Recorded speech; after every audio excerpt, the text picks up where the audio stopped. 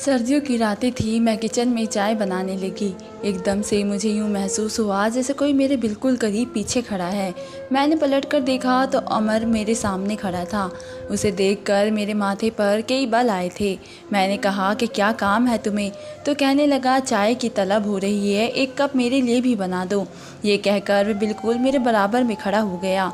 मुझे बड़ी बेबाक नज़रों से देखने लगा। उसकी मौजूदगी ने मुझे बेचैन कर रही थी। उसकी नज़रें मुझे खुद पर चुभ रही थी। शायद हम दोनों के माँ बहन रिश्ते का तगाज़ा ही कुछ ऐसा था कि मैंने उसे गुस्से में देखा। मैंने कहा, उमर तुम बाहर जाकर बैठो, मैं तुम्हारे लिए चाय बाहर लेकर आती हूँ। मेरी इस बात पर वे मुझे देखते हुए बोला, ऐसा करो चाय का कप मेरे कमरे में ले आना। मैंने कहा कि क्या तमीज़ भूल गए हो तुम? जानते हो ना क्या रिश्ता है मेरा तुमसे।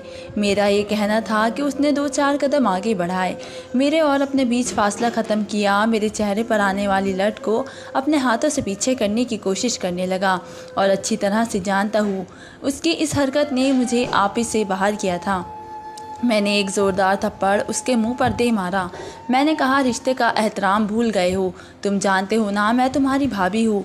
उमर गुस्से में आ गया। मेरा हाथ पकड़कर घसीटते हुए मुझे अपने कमरे में ले गया और मैं चिल्लाने लगी कि मेरा हाथ छोड़ो, कहाँ ले जा रहे हो तुम मुझे? तुम्हें शर्म नहीं आती क्या? मैं भाभी हूँ तुम्हारी, मेरा हाथ छोड़ो। मैं मुसलसल उससे अपना हाथ छुड़वा रही थी।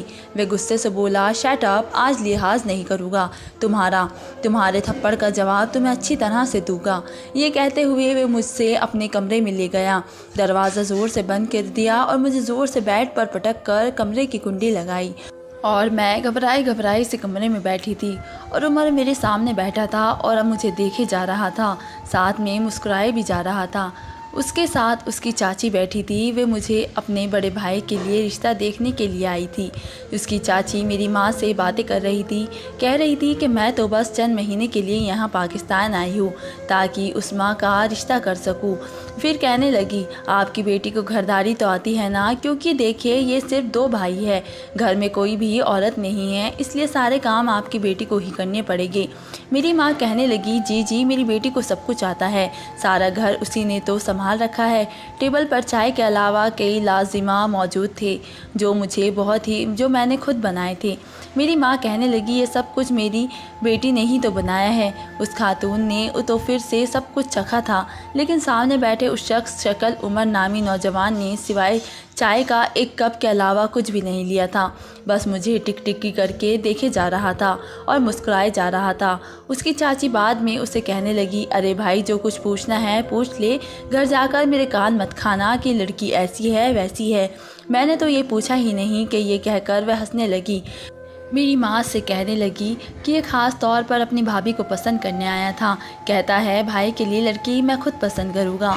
उमर से दोबारा पूछने लगी, कुछ पूछना है तो पूछ लो। कहने लगा, नहीं कुछ नहीं पूछना, बस अब चले। ये कहने के बाद वे दोनों उठकर चले गए।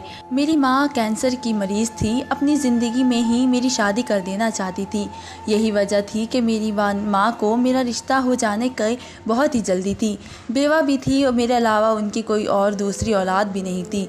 अगले ही रोज़ हमें रिश्ते वालों ने ये पैगाम दिया कि लड़के वालों की तरफ से हाँ हो चुकी है। मेरी माँ ने भी जाकर उस्मान को देखा तो उन्हें उस्मान पसंद आ गया। बस वे 2 भाई थे। उनकी चाची दुबई से आई थी और वहीं पर मुकीम थी। चंद महीने के लिए ही आई थी ताकि उस्मान की शादी हो सके। यूँ मेरी शादी 1 महीने के अंदर अंदर तय हो चुकी थी।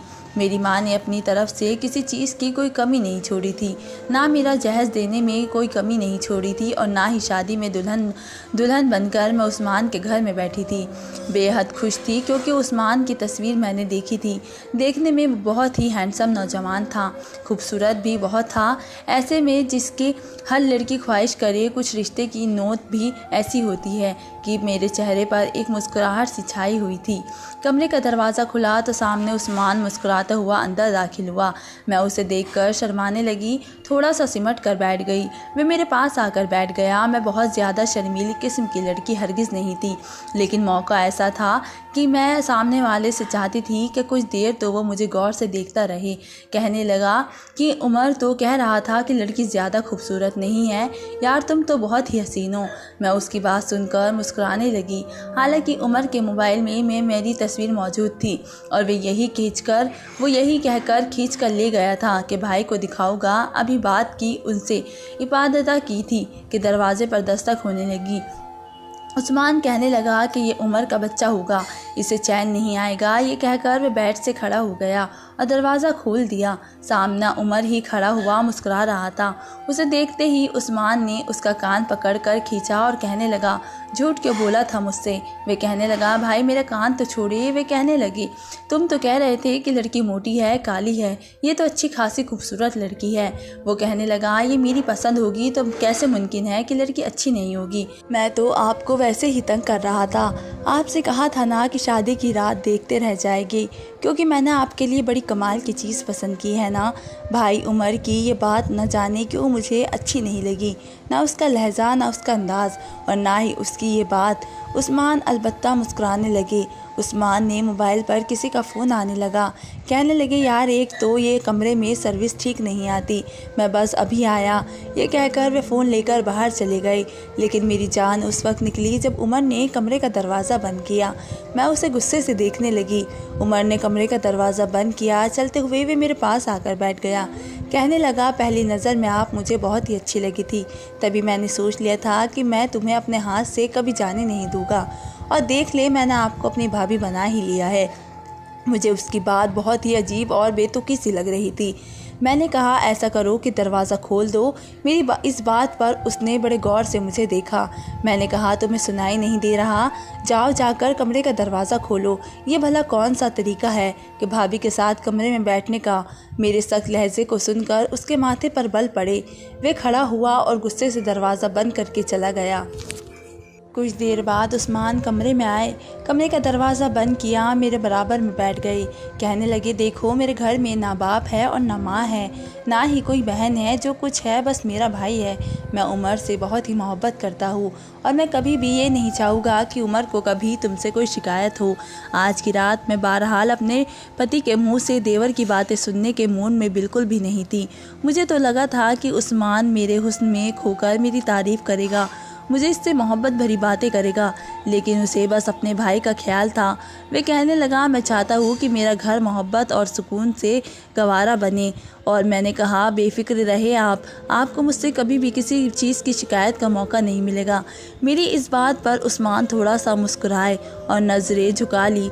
अपने एक हाथ में उस्मान ने मेरा हाथ पकड़ा और दूसरे हाथ से मेरा हाथ सहलाने लगे। कहने लगे, अभी उमर कमरे में बाहर निकला था, उसकी आंखों में आंसू थे। ये कहकर वो मुझे देखने लगी। मैंने अपनी नज़र झुका ली। कहने लगे, कंदील में अपने भाई की आंखों में आंसू नहीं देख न सकता। फिर कहने लगे कि तुम्हें क्या बुरा लगेगा? क्या उसने कमरा बंद कर दिया? मैंने ज़रा सी नज़रें उठाकर उन्हें देखा और हाँ में सिर हिला दिया। वे कहने लगे, पगली, उसे ऐसी बातों की समझ नहीं है जो तुम उसके लिए सोच बैठी हो। बहुत ही मासूम है मेरा भाई। मेरी बात सुनो। देखो, जब मेरे माँ बाप हादसे में मौत हो गई थी तो उम्र में बस वो उमर 10 साल का था और मैं 20 साल का था। वे मुझसे 10 साल छोटा था। माँ बाबा का बहुत ही लाडला था। उसने माँ बाबा की मोहब्बत नहीं देखी, इसलिए जब तुम्हें वे मेरे हवाले से देखने लगा तो वे बहुत ही खुश था। कहता था, भाई भाभी आ जाएगी तो हमारे घर भी घर लगेगा। मुझे बहुत ही अफसोस हुआ है ये देखकर कि तुम्हारा रवैया उमर के साथ अच्छा नहीं था। मैं तो परेशानी में मुब्तला हो गई। मैंने कहा, आई एम सॉरी। उस्मान कहने लगे, आइंदा मुझे शिकायत का मौका ना मिले। ये पहली बार था, इसलिए मैं माफ़ कर रहा हूँ। मैं अपने की किसी भी आंखों में आंसू नहीं देख सकता और ना ही देख पाता हूँ। मुझे उस्मान की ये आखिरी बात बहुत ही अच्छी नहीं लग रही थी, लेकिन बहरहाल मैं चुप कर गई। उस्मान ने मुझे मुंह दिखाई में सोने का सेट दिया था और वो बहुत ही बेहद खूबसूरत था। मेरा सारा जेवर उस्मान ने ही उतारा था, सिवाय चूड़ियों के। जब मैं चूड़ियाँ उतारने लगी तो कहने लगा, इसे रहने दो। कहने लगा, बहुत ही खामोशी होती है हमारे घर में। तुम्हारी चूड़ियाँ इस खामोशी में बजैंग डौबा करता रहा। बहरहाल उस्मान बहुत ही अच्छे मिजाज का था, बिल्कुल सादा सा मिजाज था। मैं बेहद खुश थी। सुबह जब मेरी आँख खुली तो उस्मान कमरे में नहीं थे। जब मैंने घड़ी की तरफ देखा तो सुबह के 8 बज रहे थे। घर में ना सास थी, ना ससुर, ना ही कोई नन जिसको ये फिक्र होती कि सुबह सुबह जल्दी उठकर कमरे से बाहर निकल कर बैठना है, कहीं माँ बाबा को बुरा न लग जाए। इतनी सुबह वे कहाँ गए थे? मैंने अपने बालों को समेटा, चूड़ा बनाया और कमरे से बाहर चली गई। देखा तो बराबर वाले कमरे में उस्मान अपने भाई के साथ सो रहा था और उसका भाई उसके बाजू पर सर रखे, अपने बाजू को उसके सीने पर रखे फिक्र से सो रहा था। मुझे ये बड़ा अजीब लगा। उस्मान इतनी खूबसूरत बीवी को छोड़कर शादी की पहली रात सुबह अपने भाई का ख्याल रखने आ गया। पता नहीं क्यों, लेकिन मुझे उमर एक आँख नहीं भाता था। ऐसा लगता था कि वह ड्रामेबाज है।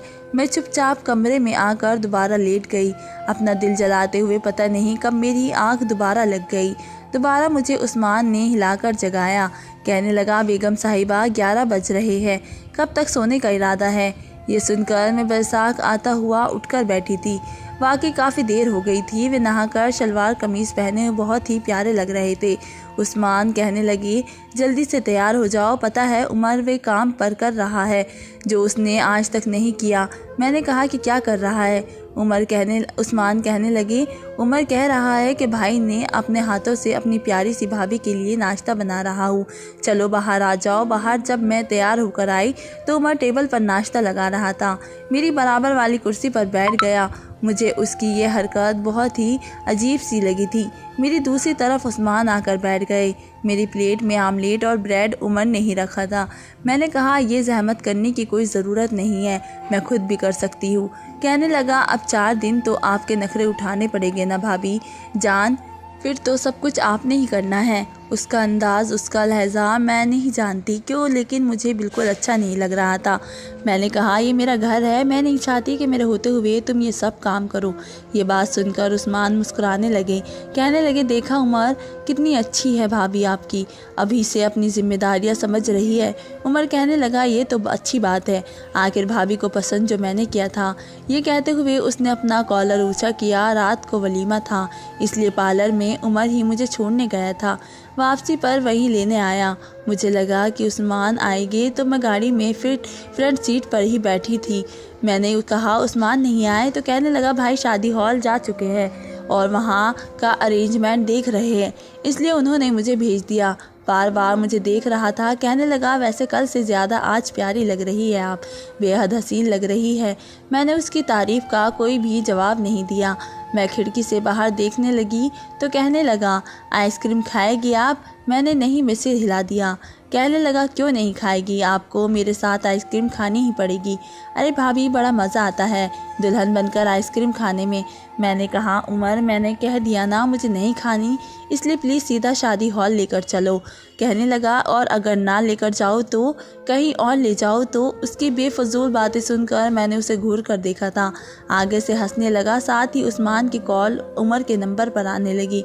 उसने स्पीकर खोल दिया। उस्मान कह रहे थे, उमर कब पहुँचोगे तुम? हॉल में सब मेहमान आने शुरू हो गए हैं, काफ़ी देर हो रही है। वे कहने लगा, बड़ी जल्दी है भाई आपको अपनी बीवी को देखने की? मेरा कोई मूड नहीं है जल्दी आने का। पहले मैं अपनी प्यारी सी भाभी के साथ आइसक्रीम खाऊंगा, फिर हम लॉन्ग ड्राइव पर जाएंगे और फिर सोचेंगे कि हमें हॉल में किस वक्त पहुंचना है। उमर की बातें सुनकर मुझे गुस्सा आने लगा। मैं वहीं से उस्मान पर बुलंद लहजे में कहने लगी, उस्मान मुझे उसके साथ कहीं नहीं जाना, प्लीज़ इसे कहे कि सीधा हॉल में लेकर आए। इससे पहले कि उस्मान कोई जवाब देते उमर ने फ़ोन बंद कर दिया। कहने लगा, सवाल ही पैदा नहीं होता, जब तक आप मेरे साथ आइसक्रीम नहीं खाएगी मैं आपको हॉल में लेकर नहीं जाऊँगा। ये कहकर उसने गाड़ी आइसक्रीम पार्लर के सामने खड़ी कर दी। मुझसे कहने लगा कि नीचे उतरे, आइसक्रीम पार्लर में बैठकर आइसक्रीम खाते हैं।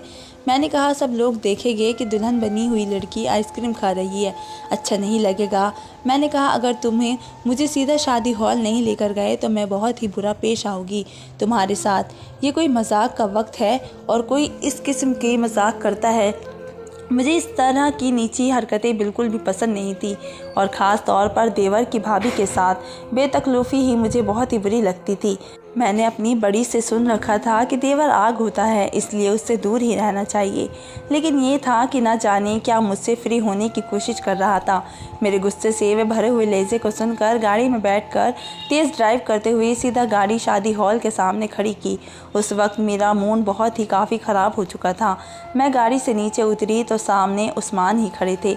उमर भी गाड़ी से नीचे उतर गया। कहने लगा, संभाले अपनी बीवी को, बड़ी बोर किस्म की लड़की है। फिर उमर से कहने लगा, आप लोग एक साथ अंदर आइएगा, मैं जाकर मूवी वाले को रेडी करता हूँ। ये कहकर वह हॉल के अंदर चला गया।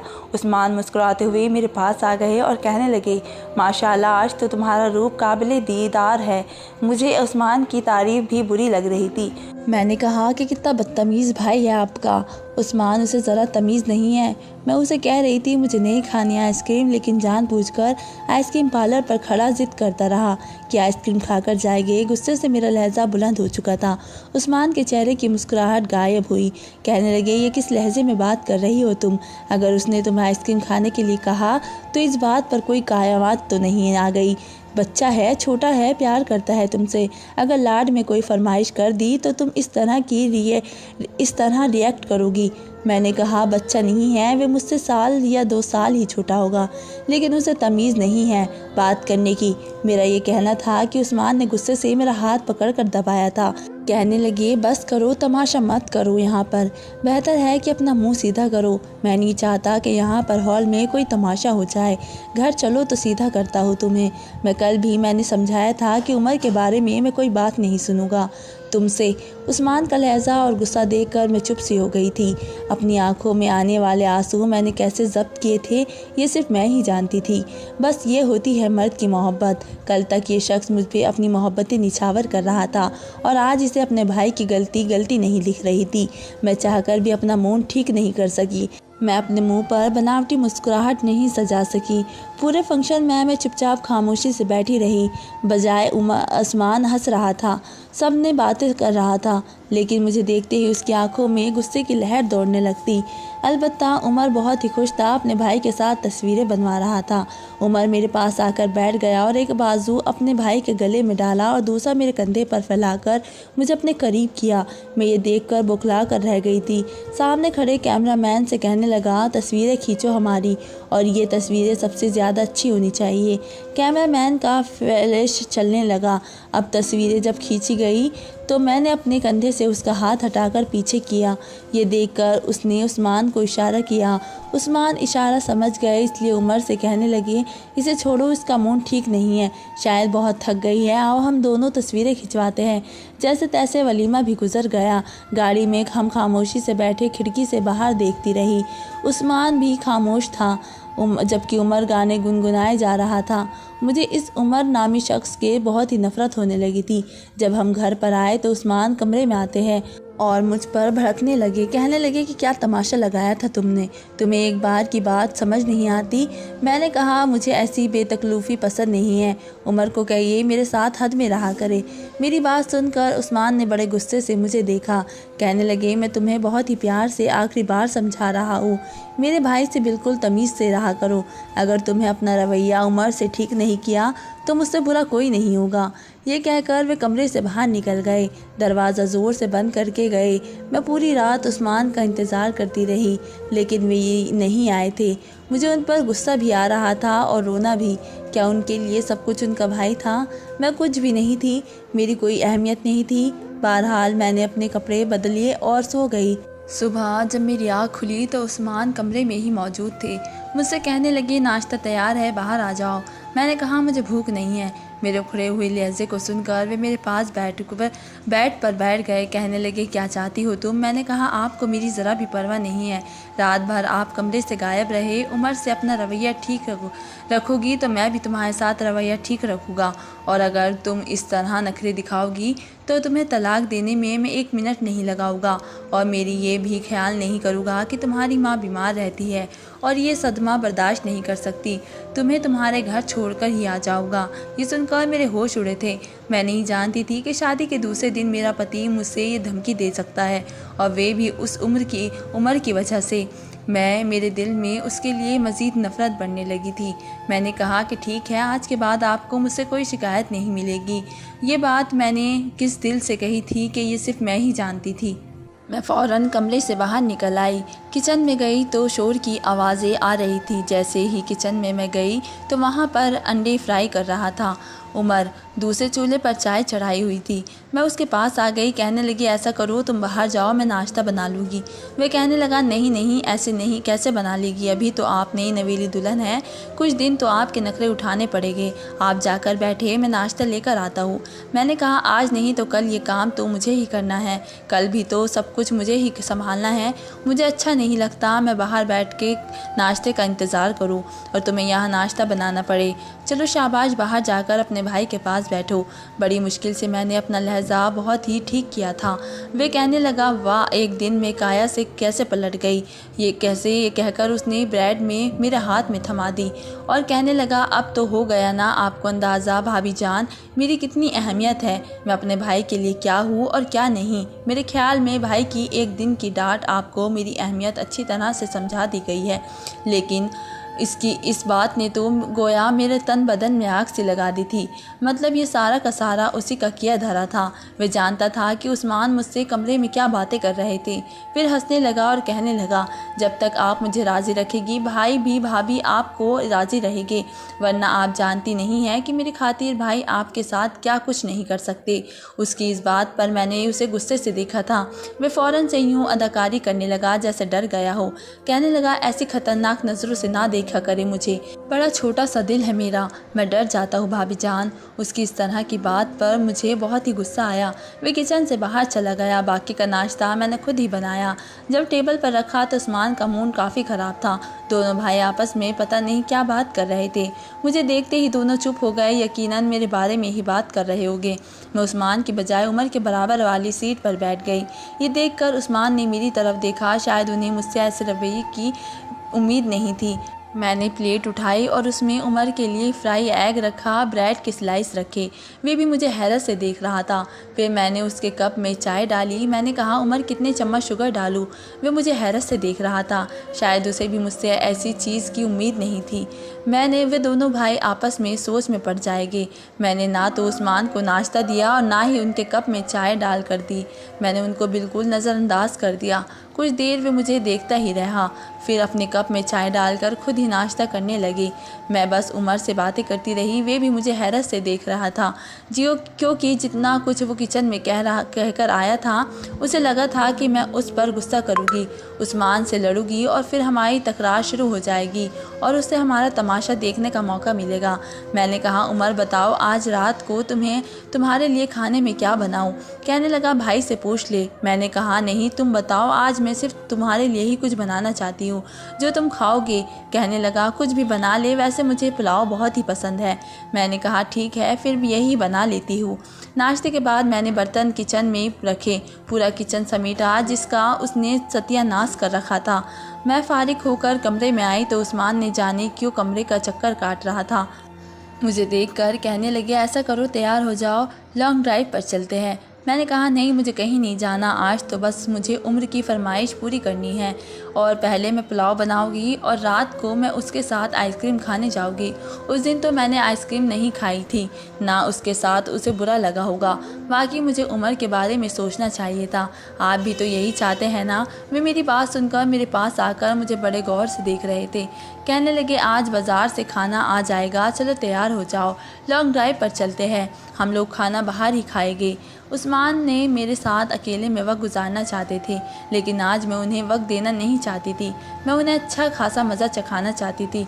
बड़ा भाई भाई करते हैं ना। मैंने कहा, अच्छा चले, आप कहते हैं तो ठीक है, ऐसा करते हैं, उमर को भी साथ ले जाते हैं, बच्चा है, खुश हो जाएगा। ये कहकर मैं कमरे से बाहर जाने लगी तो उन्होंने मुझे बाजू से खींचकर अपने साथ लगाया।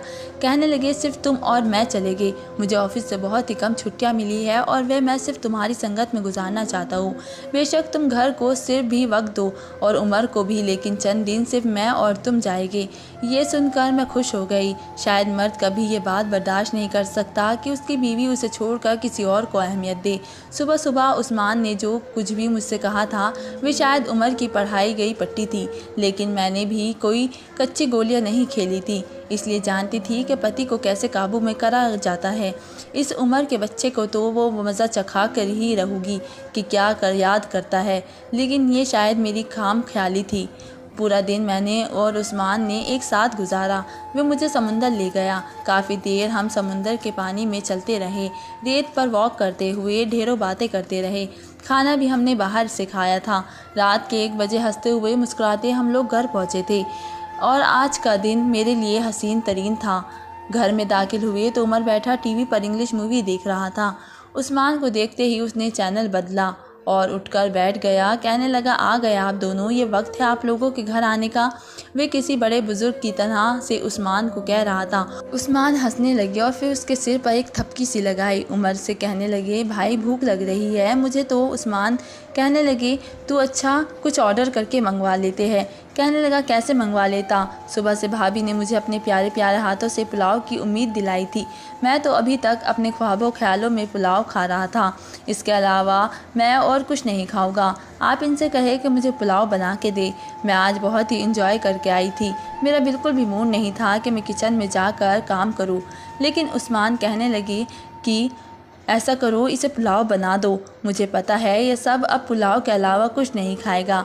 मैं चुपचाप कमरे में आ गई। जब उस्मान कमरे में आए तो मैं रूठे हुए लहजे में कहने लगी, यार मुझसे नहीं बनता। अब इतने अच्छे मूड से हम वापस आए हैं। आप उमर से कहे कि वो बाज़ार से कुछ भी लेकर ऑर्डर करके खा ले। उस्मान कहने लगे, प्लीज़ मेरी खातिर, मैं जानता हूँ उमर को वे कुछ नहीं खाएगा। चलो शाबाश पुलाव बना दो ना। उसे मैंने उस्मान की बात मान ली, लेकिन मैंने पुलाव में अच्छी खासी मिर्च डाली थी। पुलाव बनाकर मैं किचन से बाहर आ गई। मैं जानती थी पहले ना वाले उसे मज़ा आ जाएगा मेरे हाथ का पुलाव खाकर, लेकिन मैं नहीं जानती थी कि वह अगले रोज़ मेरे साथ इतना बड़ा खेल खेल जाएगा कि मैं किसी को मुँह दिखाने के काबिल भी नहीं रहूँगी।